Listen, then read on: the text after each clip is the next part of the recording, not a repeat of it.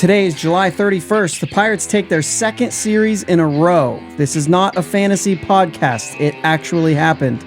Special guest today. This should be a lot of fun. You're listening to the Bridge to Buctober podcast.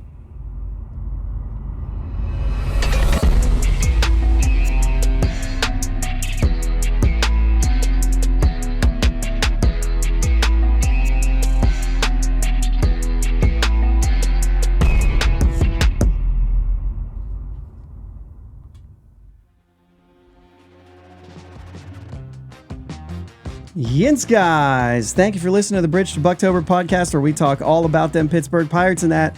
My name is Josh, and I'm joined by a very special guest here today, my friend Ryan Stroop. Not your brother Jake. Not my brother Jake. Now you know. Now, there is a P on both of our hats. This is the first thing that if you're an audio-only listener that you should know. It is not a Pirates P across the table from me. Nope. Still black, though. It is. I like the black and white a lot. Yeah, me too, man. So Ryan is a Philadelphia Phillies fan, guys. Yep. Philadelphia Phillies. My entire life. First ever memory that I had, sports memory, growing up was sitting on my grandparents' recliner watching Mitch Williams give up the home run to Joe Carter, 6 years old. I started off just in such a bad way as a Philadelphia sports fan, man. You started off the exact way that you needed to be a Philly sports fan. Is that correct or not? Yeah. Oh, man. They were like, wait, correct. We've got a new fan, so let's crush his dreams real quick so he understands what the rest of his life is about to be like. Yeah, and then we just decided we were going to be awful for another 15 years, too. It was awesome. Oh, this is going to be fun. So let's talk about Ryan for a minute. Yeah. You grew up like right there. Like Yeah. You're basically in Philly, right? Yep, I grew up about 30, 45 minutes northwest of Philly. Everything was Philadelphia sports growing up there. Love it was that. awesome. So we've met. We live in the same town. We go to the same church. Yep. Those sort of things. We play a lot of softball together. Yep. And we've found out over the last couple of years that we're really good at escape rooms. That's very true. We escape at a 100% rate. That is 100% accurate. I will throw the what do you call it? Why am I blanking on this? I'm like, I just find things. I don't figure anything out. He's a searcher. I am the searcher, the finder, right? Ryan's wife Liz, I consider to be like the brains of the whole thing. Like she's the leader. Yep.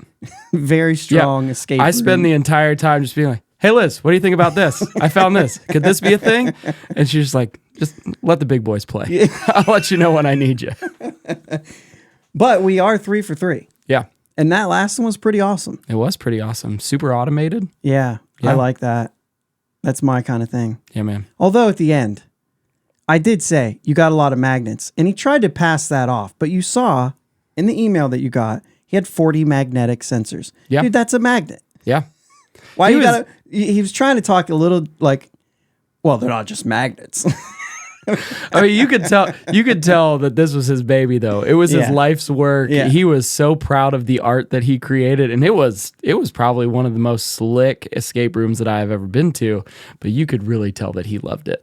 Yeah, so I will also say, if I'm going to brag, which I'm not, I have only ever done 3 escape rooms in my life. Yep. All with you guys. Yep. So I'm 100% accurate too. I don't know where your guys' actual...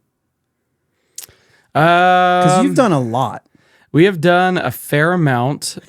We have done our best with you guys. Oh, yes. Yeah, we've probably not escaped about 4 or 5 times, but I think it's all about knowing the people that you're with and finding your positions.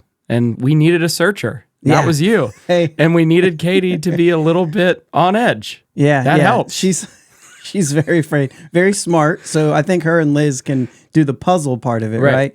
Katie's very scared. I mean, Katie does have a sense of urgency when she's doing it, though. She's like, this is making me anxious. I got to get out of here as quick as possible. There's no messing around with her. No, it's pretty funny. All right, so our team's got the opportunity to play a series, and we won. Dude, I never did I ever think that I'd be sitting across from this table with you, with the Phillies having a 3-game series against the Pirates, with Zach Wheeler, Aaron Nola, and they had a game where they had a no-hitter into the 5th inning, and they still lost the series. Yeah. Like, I feel like I'm in a fever dream right now. This didn't happen. Well, Pirates fans just won 2 series in a row, so we feel like it didn't happen as well. We feel like it didn't happen as well, especially when, like, we understand the Padres and the way that they're playing right now. Yeah. However, if you just look at this from, whatever they say, 50 feet, you know what I mean? The Padres and the Phillies are both teams that came into the year with, like, we could go back to the World Series or we could go to the World Series. Yep. So, I mean, you got to play the games. I will say, though, for as bad as I feel about the Phillies, the fact that they are still only, after losing this last game, still a half game out of the wild card, like, I feel so bad about the way that the Phillies are playing, but to still know that they are right there, I mean, that's a lot more to say than the Padres. It's a lot more to say than the Mets. That's right. Yes. Yep, half game out. Yep. Half game out. Big 3-game series against the Marlins coming up. And you know what? Like, that Milwaukee-Cincinnati, like, you're right there with them. Yep. So, knowing the Central, like, you have still a legitimate shot. Like, this is still right there. And the Phillies, I mean, they still have a ton of their games in the second half that are at home. They don't have teams that collective winning percentages are super high for the rest of the season. So, I mean, the stage is set for them to get back into the playoffs, but not the way that they played this past weekend. They tried to do everything humanly possible to lose every game that they could. I think if I were you, I'd be more nervous about the Diamondbacks. I'm nervous about the Diamondbacks. By the way, I was wrong. 4-game series against the Marlins makes it more important. Yeah. Yeah, I am far more nervous about the Diamondbacks. I mean, frankly, I'm far more nervous about the Reds too. There's just something to say about baseball when you have teams that don't realize they shouldn't be good and then they're good. It's dangerous, man. But for the Reds and the Brewers to both be there, I'm not sure that it finishes that way. Yeah. One of them will fall away. Yeah. But they don't get to beat up on each other like they used to last year. Well, they're done. They've already played all the games against each other for the season. So that is kind of interesting. Yeah. All right. So about the series, do you want to get into the series? I would give this up to you. Do you want to go right into the series, or do you want to hear about the scoreboard stuff and just get that thing out of the way? We might as well just get that out of the way. The Pirates scoreboard operator had a little bit of fun in this series. I don't know if it was all today. I only saw this come up today. Let's see what we want to go after. Obviously, they mentioned the championships: Steelers 6, Pirates 5, Penguins 5, Eagles 1, Flyers 2, Phillies 2. I mean, scoreboard, right? Yeah. I can't argue with that. Yeah. It's on there. I mean, those are facts. Being a Philadelphia sports fan is a tragedy. Yeah. I mean, I get it. Calendar year, we went to 2 championships, lost them both. I'm aware. Okay, so the one I really want to bring up, and I sent you a screenshot of this earlier today. Sheets is better than Wawa. That's just obvious. Unequivocally false. It's not. Yeah. So true. Yeah, man. I implore you, I have not looked this up, but I ask you to look up yearly rankings of the best convenience stores in the United States, and Wawa routinely wins that. I went to a show not too long ago in Pittsburgh, like right after COVID. So this was like not right. I guess it was like one of the first shows I went to afterwards. The Juliana Theory. Yep. If anybody here knows the Juliana Theory. Yep. Now they're from the Pittsburgh area, and they basically made a statement about their band, where everything that they've done in the career of their band essentially started at Sheetz. He's like, if we went on a tour, we all met at Sheetz. So everything started there. And then we went from that place to the next. And he made a comment. I think he said something like, I mean, the title of the song certainly wasn't this, but I'm pretty sure the title of his song was Sheetz is better than Wawa. And then they played a song, which it was probably like Love Song or something, right? Yep. But that's what he said. So, and Juliana Theory's a good band, right? I like Juliana Theory, but I would stack up Philadelphia bands against Pittsburgh bands and say Philly bands are better. Yeah, that's fair. I could name 2 right now that would just stop Me Without You, August Burns Red. Yep. They're done. Yep. Don't need to go on, man. I don't have much else that I care about. Those Who Fear was good. Man. But anyway. The Sheetz is better than Wawa. That was a good one. I don't know. There's probably a lot out there. I've not seen very many other ones. There was a few other ones I thought that weren't just the championship ones, but I can't remember. There was one about Pitt, and then they brought up like Penn State. Well, Penn State isn't it's a Philly not really school. A Philly thing. Yeah. But then they said we couldn't even find Temple. Well, that's because they're looking in the wrong place. You want to ask about Villanova?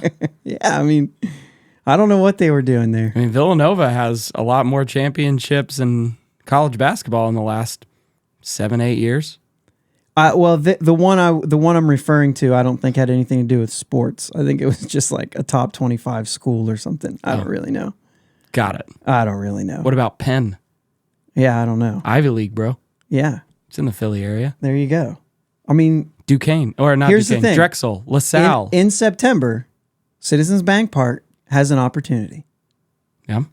And I would expect them to seize that opportunity.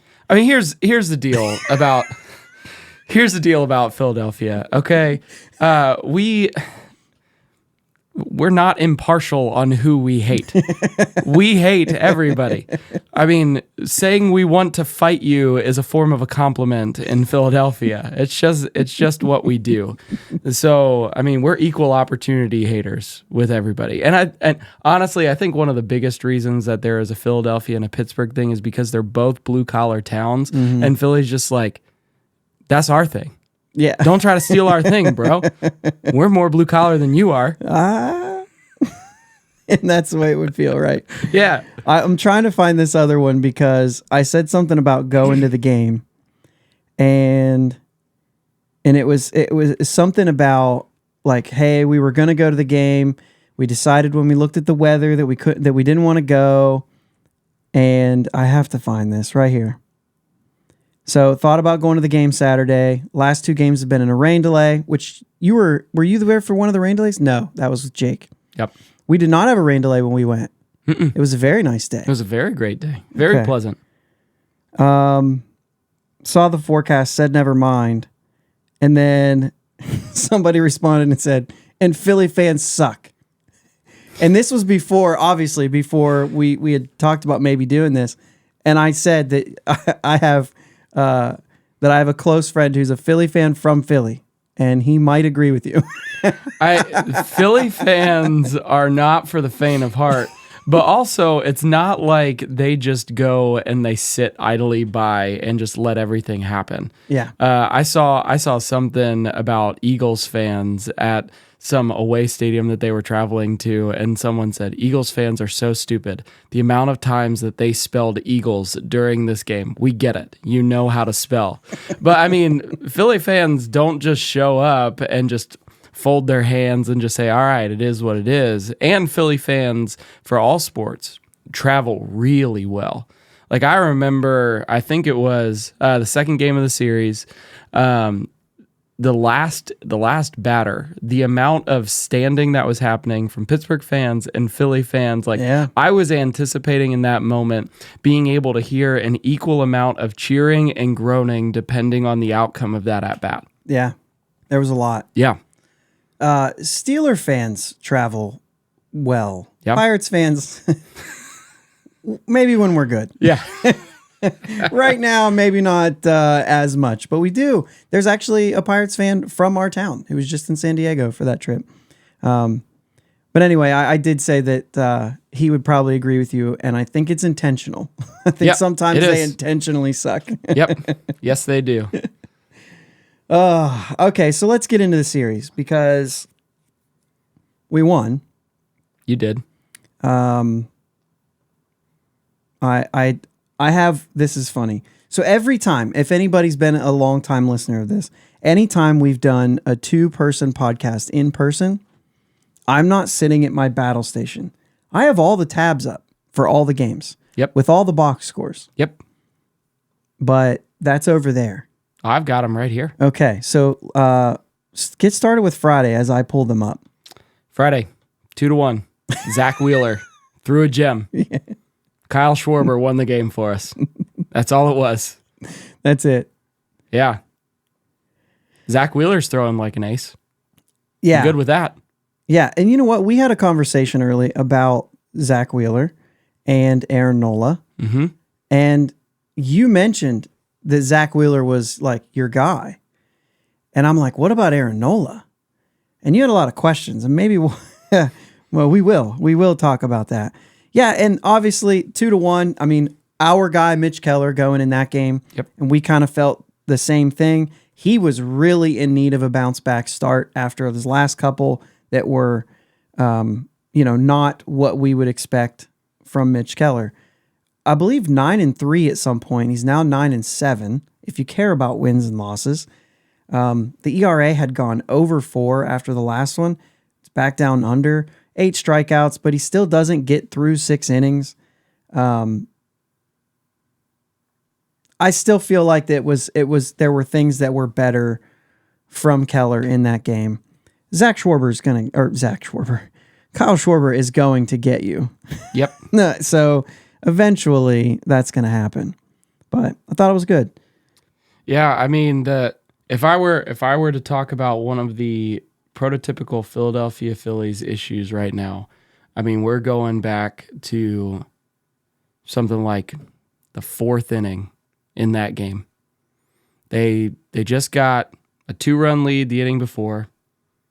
They get bases loaded with 1 out, and the Phillies have been horrendous this year with the bases loaded, with runners in scoring position, situationally hitting, and getting people in.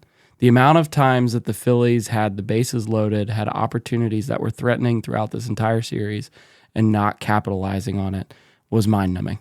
And that's been a pretty consistent theme throughout the entirety of the series or the entirety of the season for the Phillies. We would call that pirating your way out of an inning. Yep. Because we have the same problem, Yeah. essentially, just all the time.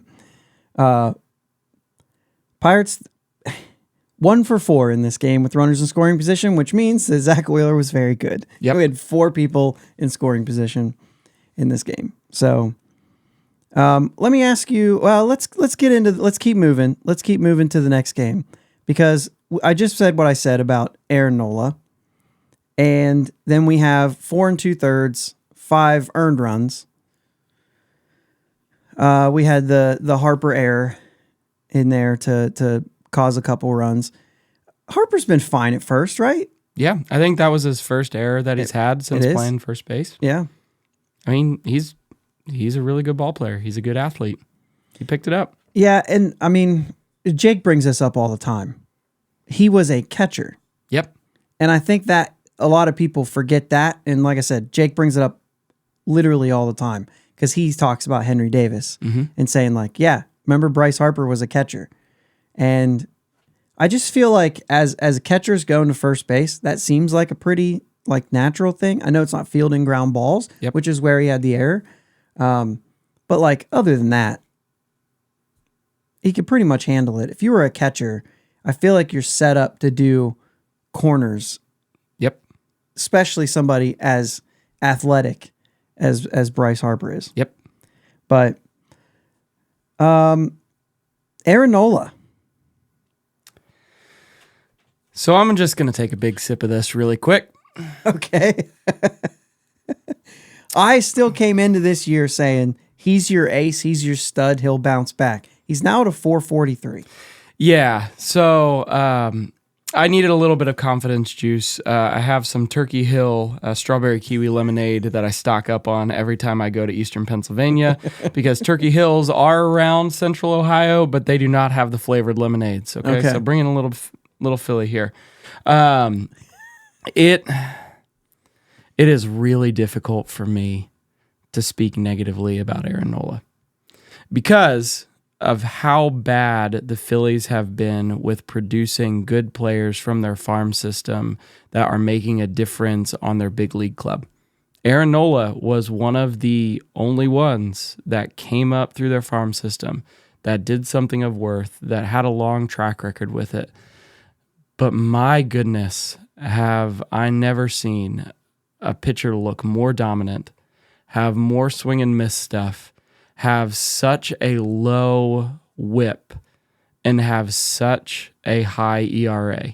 And he just gets beaten up with a couple of bad pitches a game, giving up multi-run home runs, giving up home run. Like, I think he's given up 24 home runs already this year. Nailed it.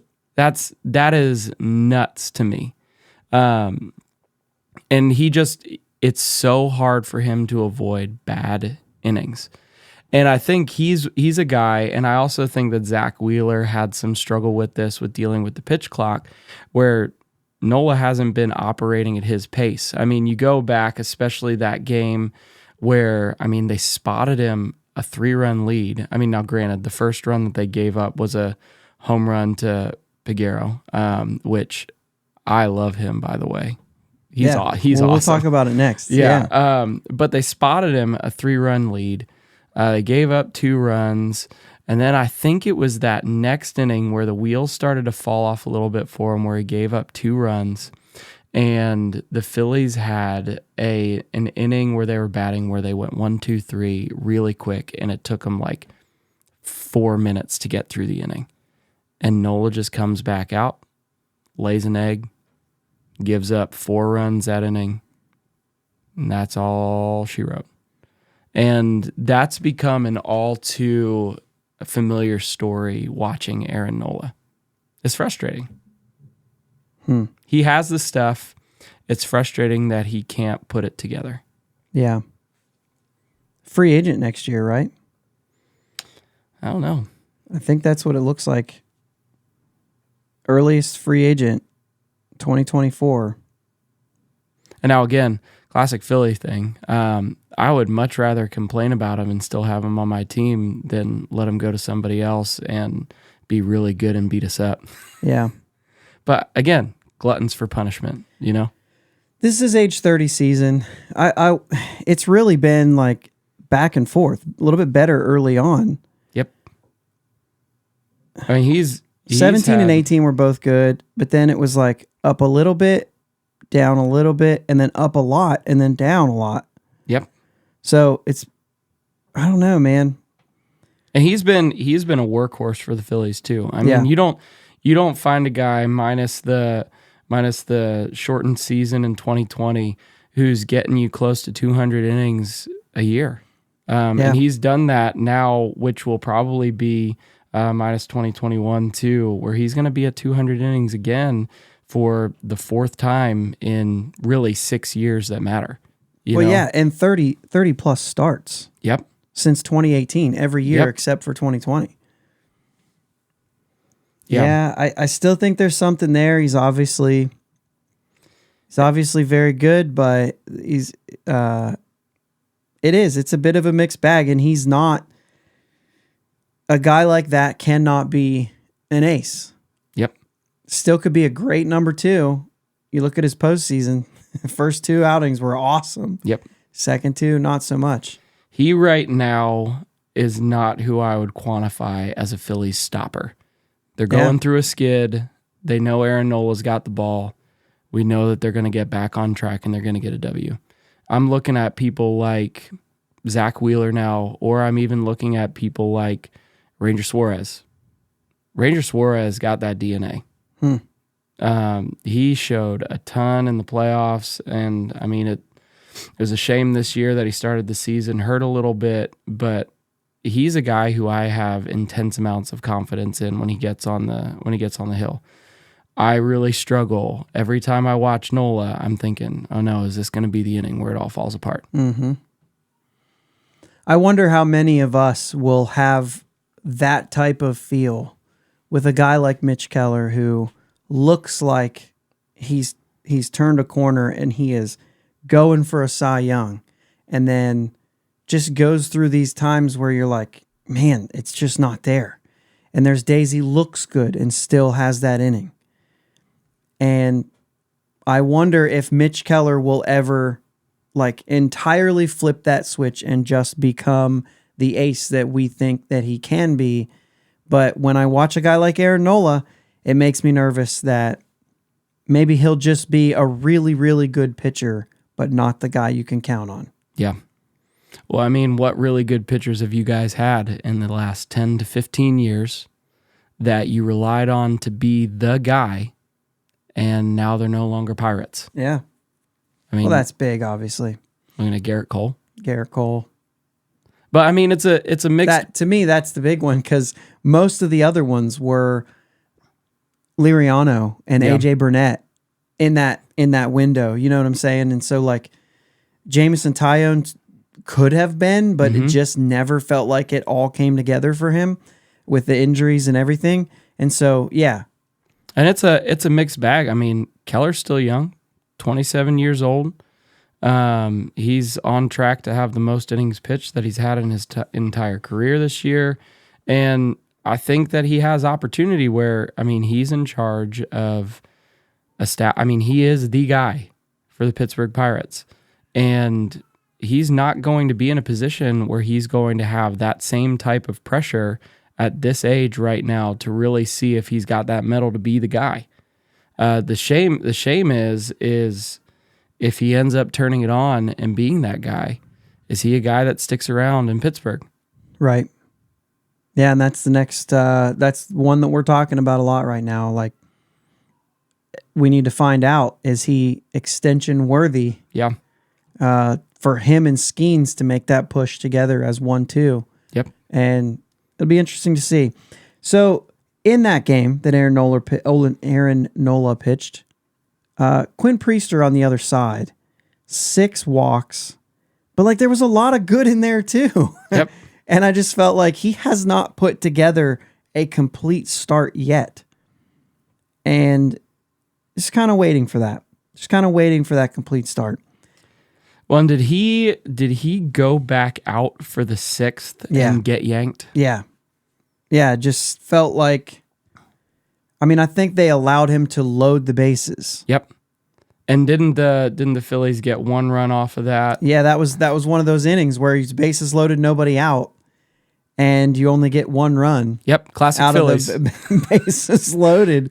I'm scrolling here. I mean, everything that was running through my head when Priester went back out in the 6th inning was when we were at Roosters and you were talking about Quinn Priester having his first start and having a good start, and then you drive away and you say, what happened? When did he give up 7 runs here? And all I was thinking the entire time was, guys, this is the time. He has the lead. Let him feel good about this. No need to put him back out there. He threw 5 good innings. He's in line for the W. Yeah. There's no need to put him back out there. Had a 4-run inning already. Yep. So he gives up the single to Stott and then walks Real Muto and Turner. They go to Baraki, and I have no idea where I am with Baraki right now. I feel like he's pitched in some big moments and it's been okay. He strikes out Rojas. How do we get 2 outs here? Oh, no, I'm sorry. Marsh grounds into a force out. They go home. There's only 1 out to get. He goes home to Endy for the force out. They can't double him up. He gets the strikeout to Rojas. It feels like we're getting out of this. and then he walks in a run. And then strikes out Castellanos. Yep. Actually, no, they went and got Holderman. He strikes out Castellanos. Well, I mean, let's talk about another Phillies thing. Check out my surprised face that he struck out Nick Castellanos right now.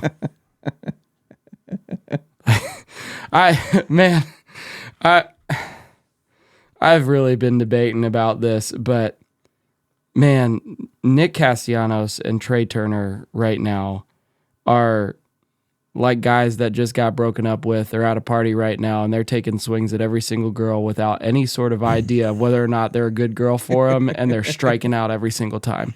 They are just swinging at everything.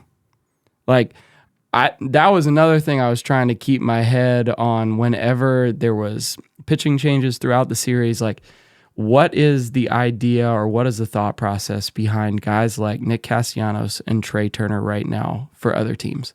And I don't think that there's any respect. I think they're looking at those guys of like, we're happy to pitch around other people to get to them because we know that they're not going to swing at good pitches. It's infuriating. Trey Turner, man, I thought that was the move of the offseason. Yep. I really did. Yep. All right, so I've got one more that we just in general here, but for this game, you had mentioned something before while we were getting things set up and everything, and I wanna kind of do this for our listeners who we watch these guys day in and day out. We've been watching them come up through the minors. We've got a lot of young guys right here. And in this game in particular, Endy Rodriguez goes 2 for 4, has 4 RBIs. Liover Peguero gets 3 hits, has a couple RBIs of his own. Peguero goes deep. Endy has a double and a triple. I don't know how they labeled that a triple myself. That was a single and an error, but they didn't give it to him. But either way, I mean, the RBIs are going to be there regardless. What did you see out of maybe these guys? And I mean, we're going to talk about Davis. There was a play in this game where Harper hits a single. He throws Harper out. There's a play in Sunday's game that we'll probably talk about a little bit more there. But like maybe those 3 guys, and if anybody else, just from a very small, you watch these players for 3 games. Yep. Where are you at? Yeah, I really like the way that Endy Rodriguez swings the bat. I really do. I love the way that Peguero carries himself. He keeps the bat through the zone for a really long time. And Henry Davis, ooh, man. I see major shades, especially athletically with Henry Davis, to JT Realmuto. I don't see another guy who is a catcher in the major leagues that has that same type of athletic build and archetype as JT Realmuto does. Especially just seeing Henry Davis run up and down the line, be on the base paths. He's nasty, man. I mean, he didn't swing it really good this series. No, he's in a little bit of a slump there. But he never looked like he was overmatched.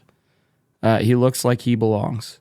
And I mean, I also have a soft spot for catchers. I mean, I think catchers are the smartest players that are on the field. You were a catcher. I was, yeah.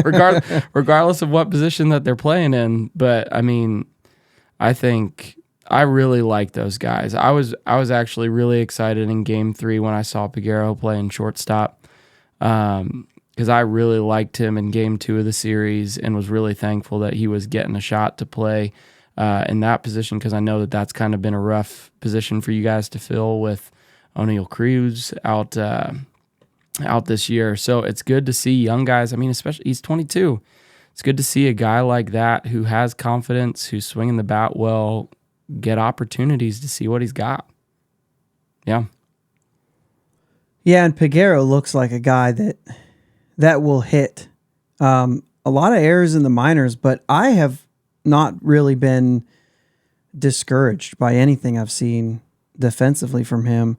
And to be honest with you, the double play that ended that game, the arm strength on that double play made that play happen. Yeah. Where we've got a couple guys, I don't know if we get that double play. Yeah. And so it was nice. Speaking of that was Realmuto who grounded into that double play. He runs up the line well. Yeah. Like it was bang bang. Yeah, there was a moment when that happened where I was like, he might beat this out. We might have tied the game. And that was a really good play, really good turn. And off of Bednar with 30 pitch, 1 2/3 of an inning save on the bobblehead night. It just kind of was, the way that it was going to go. I mean, Pittsburgh guy. Can we give it up for Bednar though too? Man, 5-out save that game. 30+ pitches. And then they bring him back again for game 3. Whew. Yeah. And he dominant. He is really good. Mm-hmm. You think you guys are going to trade him? No, I don't think. I think so. Sherrington will always listen. Yeah. He's got a thing where he's like, if somebody calls me, I'm not going to hang up the phone. We had this conversation like 600 times before Reynolds signed his extension. He doesn't hang up the phone on anybody. If you're stupid enough to give me what I need to part with a guy like this, then be that dumb. But nobody has been so far. Yeah. Nobody was able to pry away Reynolds from Sherrington and Nutting. We don't, I mean, like, nobody likes Bob Nutting, right? But the thing is every once in a while, he has a guy that he really likes. And other than that, he mostly just stays out of baseball. Mm-hmm. He's just there, not spending money. But he doesn't make a lot of decisions, it seems. But like Reynolds was one of his guys. He wanted him to stick around. He told Sherrington to get it done. Whatever it takes, kind of a thing. I can't imagine that David Bednar's not one of those guys, being from Pittsburgh. Yep. The electricity at that park on Saturday night and the lines that people were telling me about, just to get the David Bednar bobblehead. I mean, that guy's like, we're going to make a lot more money so long as he's on this team. And if that's all he cares about, which is what a lot of us criticize about, I feel like he's going to be in Sherrington's ear saying, you better not get rid of this guy. So I really don't know. I think him and Keller right now, we're listening, but I think for the most part, they're just listening and nobody's really going to do anything about it. And especially for a relief pitcher, it's just not worth a huge package. Yeah. And so I don't think so. Rich Hill, I really wish he would have been traded before game 3 so that we didn't have to do this. Did you listen to, I had told you about the episode where I went off on him. I don't know if I heard that one. Okay. But I mean, Rich Hill, just from watching the 3rd game of the series, he kind of seems like the guy who's sitting out on his front porch yelling at people to get off of his lawn. He just does not seem like he is the nicest fella in the world. Not on game day. No, not on game day. No, he's a jerk. You can go back, I think maybe a week ago or more. I said all I needed to say.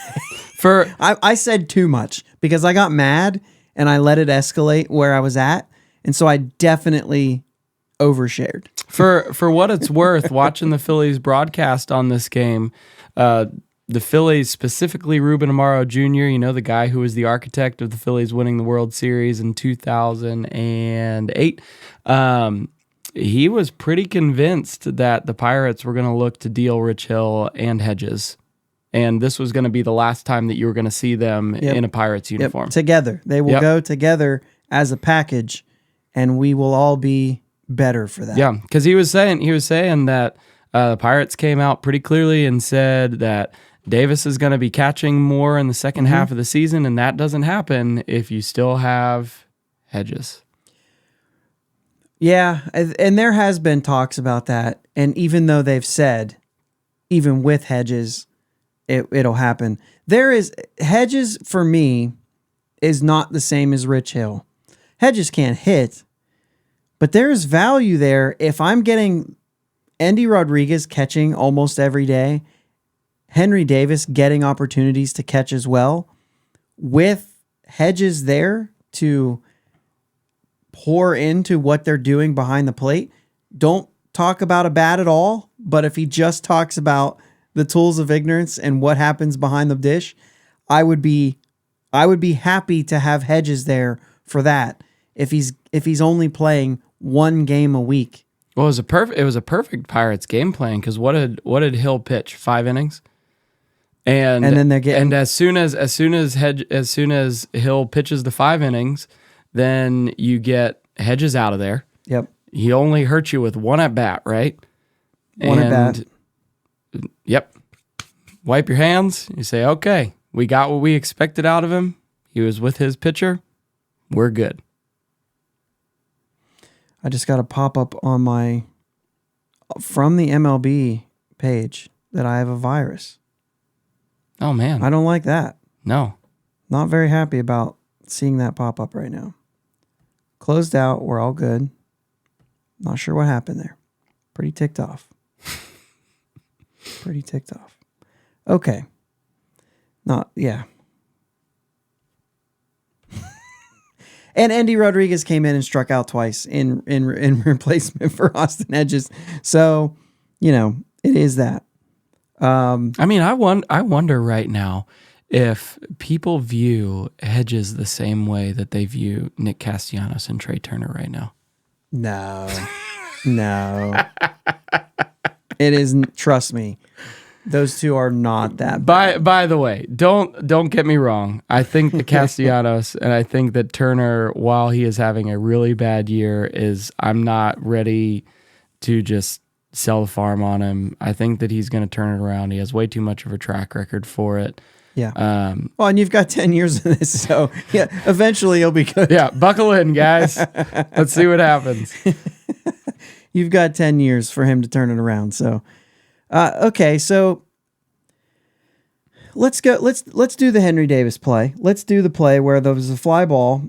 Do we have to? Yeah, yeah, we have to. We have to. This was a great moment for Pirates fans. Yeah. I'll start with what I thought at the very end.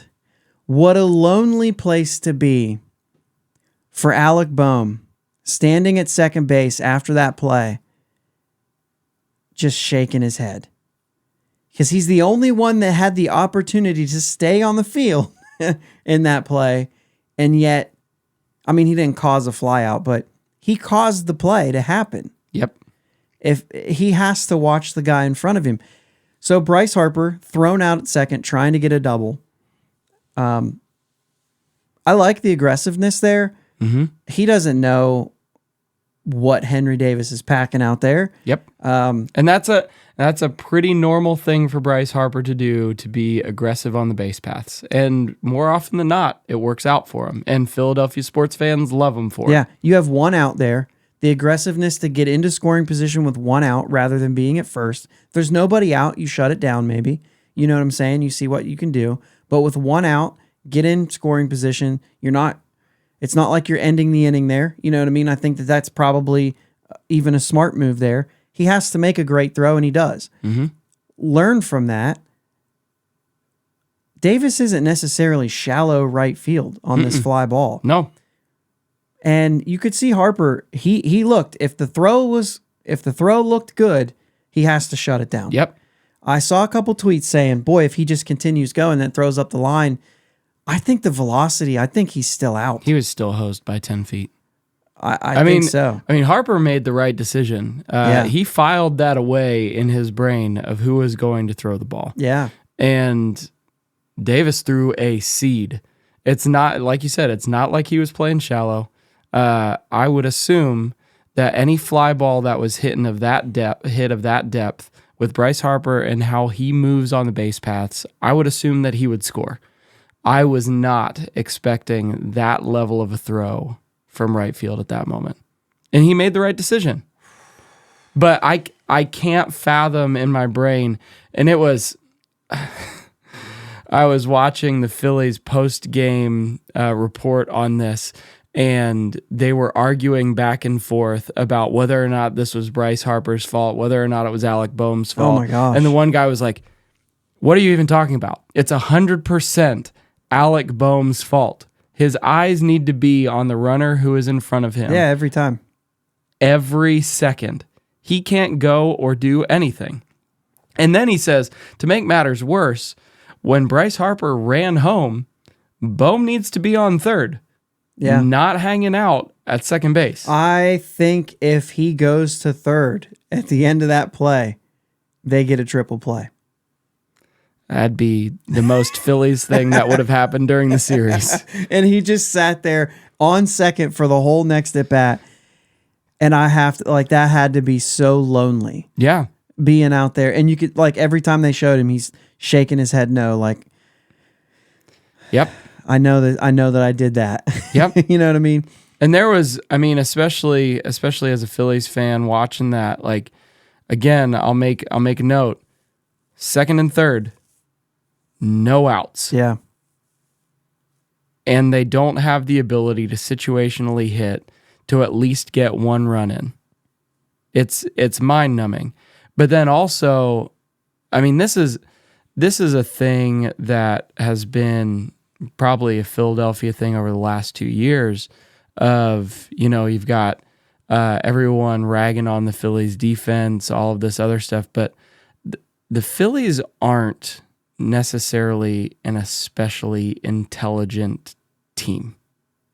They're just not. The amount of things that happen, I mean, I specifically remember in the World Series, there's a throw that's over to Rhys Hoskins on first base, and it hits him in the palm of his glove, easy out, and he just drops it. The biggest difference that I noticed, which I think Rhys Hoskins being out for the Phillies hurts them in so many different ways, but Stud.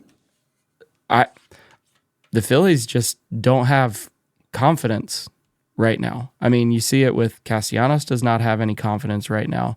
Trey Turner has not had confidence throughout the entirety of the season.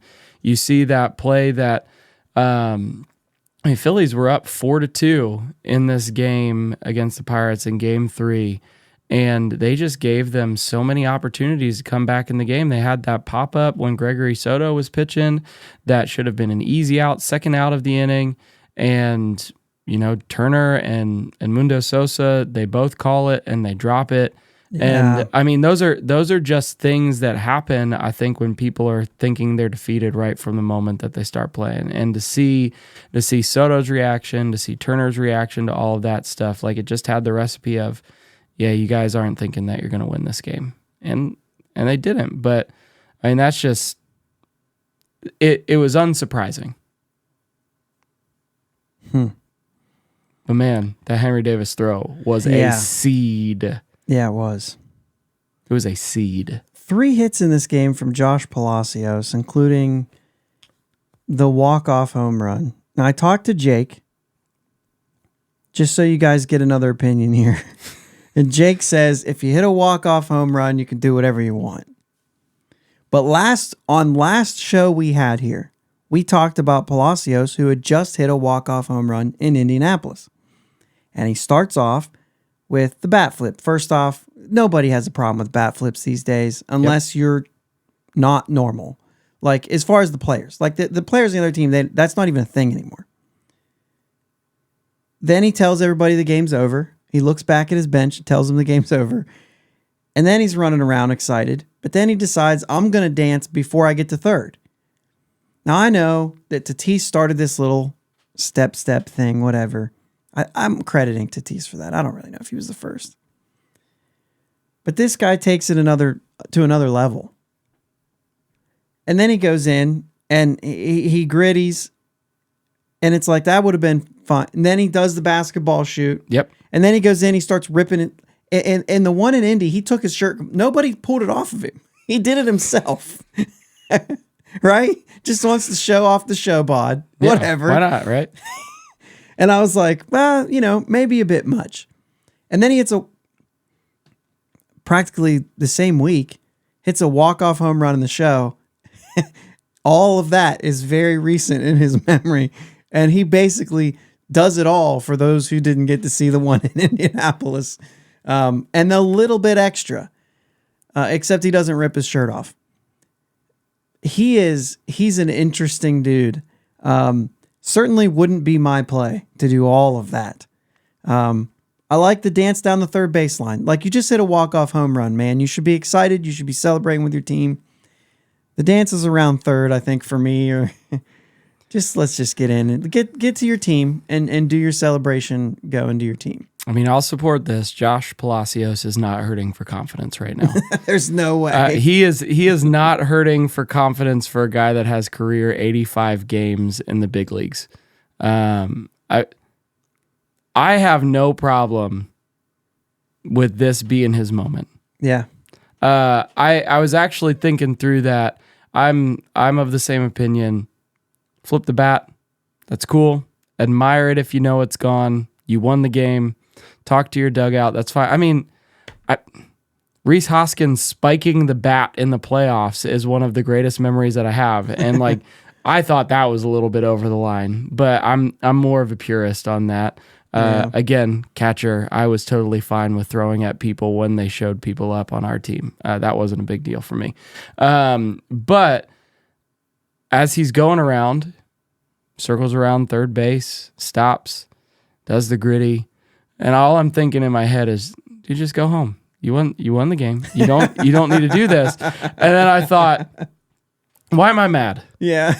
Is it because he's doing the gritty down at third base line? Why am I mad? The Phillies had every opportunity to win this game. I shouldn't be mad that this guy is having his moment and he won this game. If we didn't want him to dance around third base, if we didn't want him to do the gritty going home, if we didn't want him shooting a fadeaway before he got to home plate, win the game. Get him out. This is pretty simple. You were up 4-2.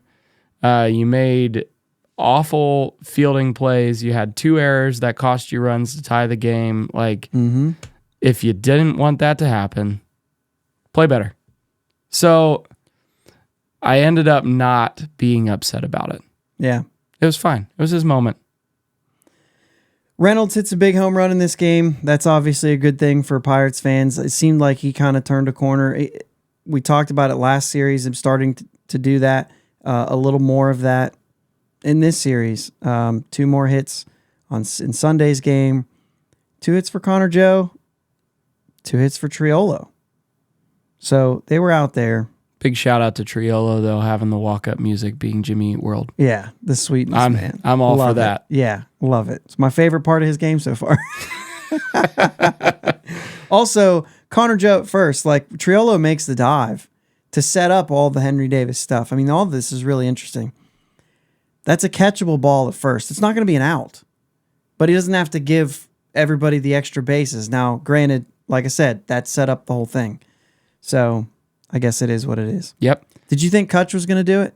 Did you think the game was over when Kutch was up? No. This is the one thing that we love. Everyone in this series loves Kutch. I love Andrew McCutchen. He oozes swag. Like, one of my favorite pictures ever is Andrew McCutchen with a chain down around his neck with being unbuttoned about halfway, I think he was wearing the Phillies powder blue with the maroon, and I was just like, he is the coolest baseball player I've ever seen in my life. Uncle Larry really came out in Philly. Like, that was where that whole thing started. We didn't even have that the first time. Yeah. I don't think we've even had it since, but that's a lot of McCutchen. But man, I love Andrew McCutchen. He's fantastic. But yeah, I felt like Kimbrel was gonna get the Phillies out of that inning. He's been really solid for the Phillies, especially after the first couple of weeks and when he settled into the closer role. But I mean, the Phillies bullpen has the best team ERA in July, and the Phillies bullpen was atrocious this series.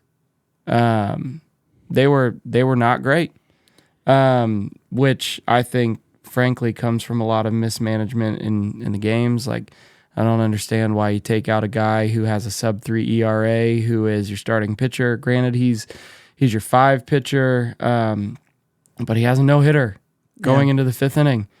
And I know you might want to get Sir Anthony 85 Dominguez. Pitches too. Yeah, like, you might want to get Sir Anthony Dominguez some non-stressful innings so that he can get some confidence back.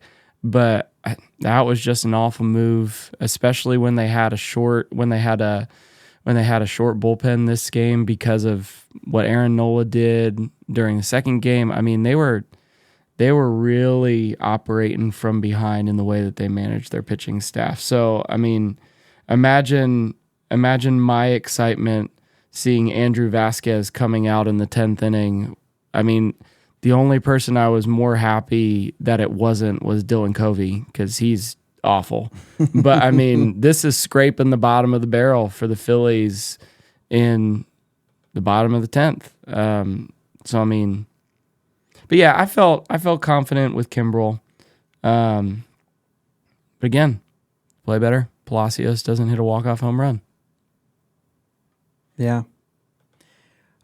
We are close to our time. I have one more thing that I just have to bring up.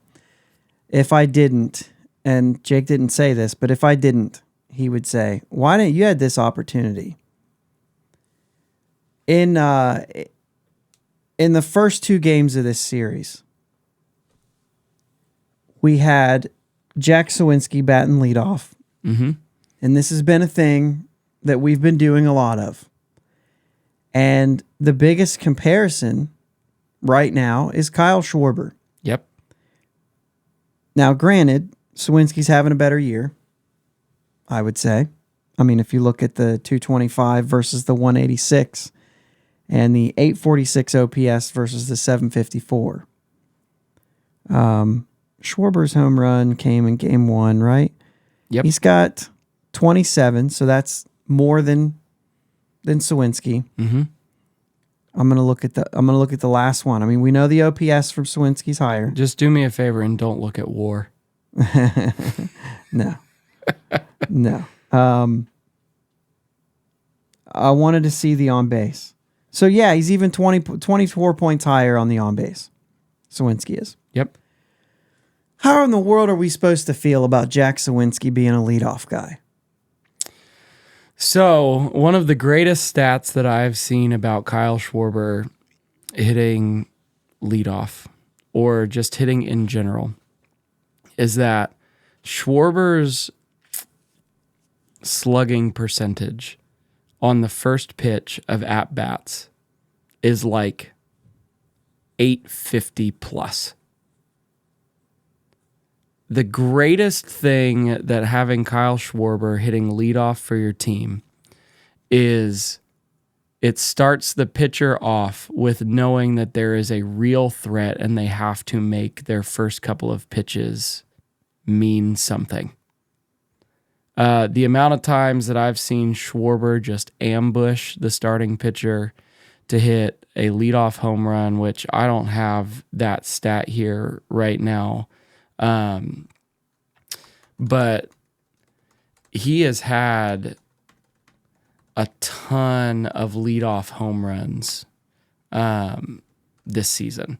And I think that just puts a level of pressure on your starting pitcher right at the beginning of the game. Because Phillies commentators, Phillies broadcast was saying the exact same thing about Sawinski, of just saying, I mean, I think they were essentially calling it the Pirates were using the Kyle Schwarber tactic. What's interesting to me is I would think that it was the fact that they watch a lot of pitches. And it's interesting to hear. Now, I will say this. The fact that Kyle Schwarber is hitting 185 and still has an OBP that is a good 130 or 140 higher than his batting average is still a lot of credit to him. I mean, you don't want a guy who has an on-base percentage that's like 320 as your leadoff hitter. But I do think that causes a starting pitcher to think in a different way. I am pulling up the Schwarber splits to see the same things I'm looking at for Jack Sawinski real quick, because there is a first batter of the game. Schwarber has 6 home runs. To lead off an inning, he has 10. Sawinski doesn't have the leadoff home run yet. Now, granted, he hasn't hit first as much.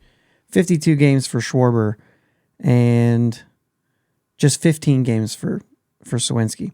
But Sawinski has led off 6 different innings with a home run this season. So it's not far from Schwarber's 10, and he's done it in 57 times he's led off an inning, and Schwarber 80. So you kind of looks like, no, I'm sorry,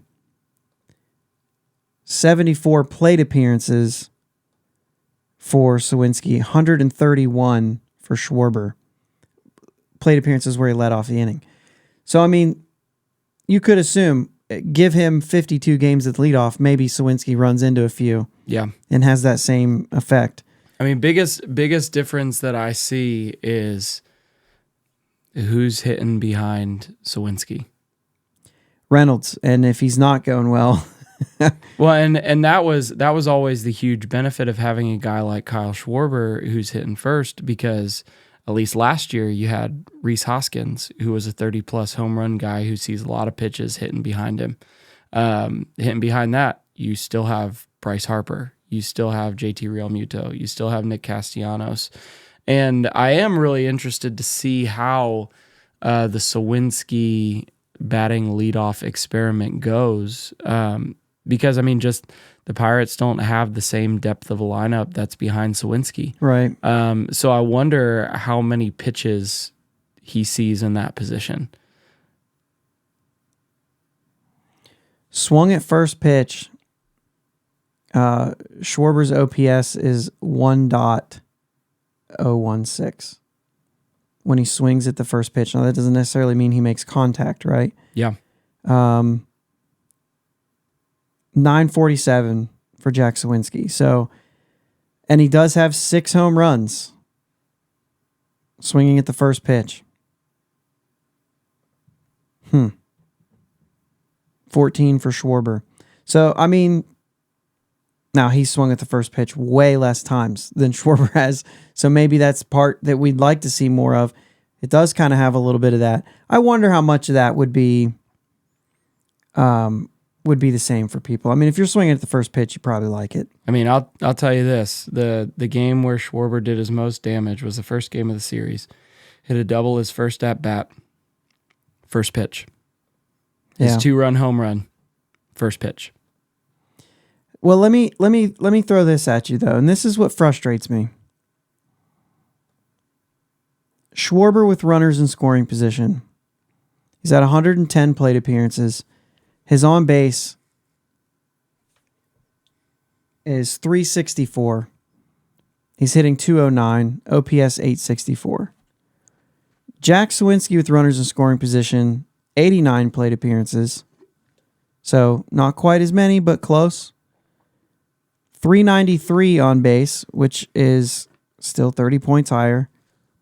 286 average, 993 OPS. If he's that, he still looks like he looks better in those scenarios. I just want him hitting fifth. A lot of swing and miss with Kyle Schwarber. You get the same thing. A lot of boomer bust. Yeah, you get the same thing from Jack Sawinski. And that's why we keep comparing it. But he's hitting 196 with an on-base at 255 in the leadoff. Now, granted, that's 15 games. But batting fifth in 25 games, 326 with a 444 on base. I mean, I don't know how he's not batting fifth every day. I mean, he's just he's better there. They're looking for a leadoff. I still don't get it. Maybe Schwarber sets the tone a little better for the Phillies. I think maybe the depth of the lineup speaks volumes. Schwarber's batting leadoff, but when you guys have guys like Alec Boehm hitting fifth, actually in this game, it's Trey Turner. Stott in game 2. Stott in. So I mean, like when you have other guys that can fill out that lineup, but you got Realmuto batting 6. I mean, you know what I'm saying? Like, I don't. Well, that is where the Phillies struggle, because there are some guys that are run producers, you know, and the best situational hitters that the Phillies have are Bryson Stott and Alec Boehm. They're the guys that when they're in a position, they will get the bat on the ball and they will get the runners in. The other ones, like I said, lots of swing and miss, at least right now.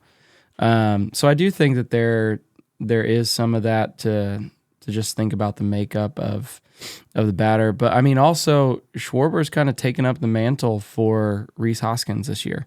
Schwarber's always been a really good clubhouse guy, a good leader in the clubhouse. But he's kind of carried that voice right now. So I don't think that it's a bad thing when you have that guy who's kind of your talisman of just like, hey, I'm your guy. Here I am. Especially when he hits a home run leading off the game, you're just like, all right, cool. We're cooking good now. Yeah. We're going to win. Yeah, and I wonder too, I mean, with the swing and miss, if you got a guy on third, maybe you don't want him up in that moment. Yep. Where you'd want a guy who's got better contact. That's a good point. It really is the depth of the lineup to me that makes the biggest difference. Hey man, this was a lot of fun. It was fun. Thanks for having me, man. This is the most Phillies stuff you guys are gonna get. Yeah, it was good hanging out with you guys. Yins guys. You gotta get it right. No, it's yous guys in Philly. It's Yins guys. You gotta get it right. Pirates have a day off today if you're listening to this on Monday. Otherwise, there's 2 against the Tigers. Then they go to Milwaukee for 4. It doesn't matter. We just need to play well. Just think of like, oh, we're playing Milwaukee. Like, who cares? We're not going for the division. Yep. So, trade deadline coming up. It's on Tuesday, so the team might look a little bit different. Crossing my fingers. Crossing my fingers that Rich Hill has pitched his last game in a Pirates uniform. I haven't really felt this strongly about getting a guy out of our clubhouse. Not even really clubhouse, but I can't say out of the lineup. So for him, out of the rotation, but it was Yoshi for me. Yeah. Getting him off the field and out of the lineup. But anyway, this was a lot of fun. Yeah, man. Thanks for sitting in for Jake. Absolutely. And dropping some wisdom on some people. Yeah. I have got a lot of, so we've already played Cleveland. We've got a lot of Cincinnati fans that are friends of ours around here. So if you guys like this sort of thing, let me know. We can kind of make that happen. Got to hit my music there. Get hype music. Get hype music. Yeah. All of that stuff. So, all right, that's it. Let's go Bucks. And what do you say? Is there a thing? Like, we always say, let's go Bucks. What is the thing? Is it like, here we go, Phillies, or is it better than that? No, I'd assume it's better than that, but I mean, it's probably not that. PHI. Yeah. I mean, fighting Phils, though, but they spell it with the PH, you know? Yeah. That's cool. Yeah. All right, we're out of here. Thanks for listening to my dad and Uncle Jake on the Bridge to Buctober podcast. Follow them on Twitter, Facebook, and Instagram at Bridge2Buctober. Don't forget to subscribe so you know when new episodes are released. Clear the deck, cannonball coming, and let's go Bucks!